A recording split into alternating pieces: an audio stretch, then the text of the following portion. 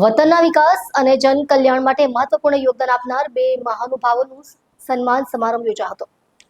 રશિયાથી વતનનું ઋણ ચૂકવવાના હેતુથી પધારેલા લીલિયા પૂંજા પાદર ત્રિવેણી ધામના પ્રણેતા વિનુભાઈ રામાણી તથા જળક્રાંતિના પ્રણેતા મનસુખભાઈ સુવાગિયાનું સન્માન કરવામાં આવ્યું. લીલિયા મહાલ કેળવણી મંડળના પ્રમુખ અરુણભાઈ પટેલ દ્વારા બંને મહાનુભાવોનું સન્માન કરવામાં આવ્યું હતું. આ પ્રસંગે માજી ધારાસભ્ય પ્રતાપ દુધાત, વિનુભાઈ સખિયા, વિનુભાઈ વેકરિયા, દિલીપભાઈ સખિયા, પિયુષ ધીરુભાઈ સાવસવિયા ધાનાણી, રામાણી પરિવારના સભ્યો, લીલિયા તાલુકા ભાજપ પ્રમુખ આનંદભાઈ ધાનાણી, મનસુખભાઈ ચોપડા, ધીરુભાઈ ઉમરેઠિયા, નીતિનભાઈ ત્રિવેદી, જગાભાઈ દેઠળિયા, ખોડાભાઈ માલવિયા સહિતના મહાનુભાવો ઉપસ્થિત રહ્યા હતા. પ્રસંગે વિનુભાઈ રામાણીએ પોતાના સંબોધનમાં જણાવ્યું હતું કે ત્રિવેણી ધામ ખાતે 36 ફૂટ ઊંચી બ્રહ્મા વિષ્ણુ મહેશની ભવ્ય મૂર્તિ સ્થાપિત કરવામાં આવશે.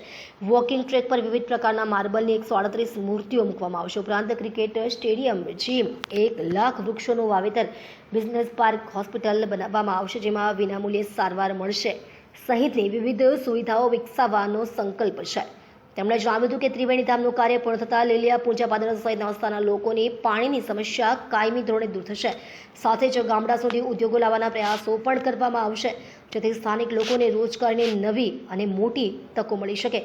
જળ સંરક્ષણ, પાણીની સમસ્યાના કાયમી ઉકેલ અને ગ્રામ્ય વિકાસ માટે બંને મહાનુભાવોના પ્રયાસોને ઉપસ્થિત આગેવાનો અને મહાનુભાવોએ બિરદાવ્યા હતા. વતનના વિકાસ અને જનકલ્યાણ માટે કાર્યરત બંને મહાનુભાવોના સન્માન પ્રસંગે સૌએ શુભેચ્છાઓ પાઠવી હતી. સમારંભના અંતે મોટી સંખ્યામાં ઉપસ્થિત રહેલા આગેવાનો, મહાનુભાવો અને લોકોનો વિનુભાઈ રામાણી દ્વારા આભાર વ્યક્ત કરવામાં આવ્યો હતો.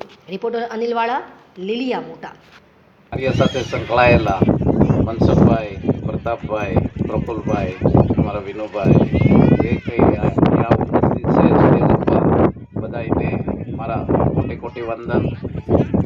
અહીંયા જે બધા 3 ગામના નજારો જોવા મળી રહ્યો છે, 3 ગામમાં આટલી સારી બધા જ જે આગેવાનો છે જેને 3 ગામને એક રૂપ આપવું છે એવા બધા જ જેને ભગવાને પ્રેરણા આપીને આ ગોર્ધન પર્વત ઉપર આપણે બધાને મળવાનો એક સારો એવો અવસર મળ્યો.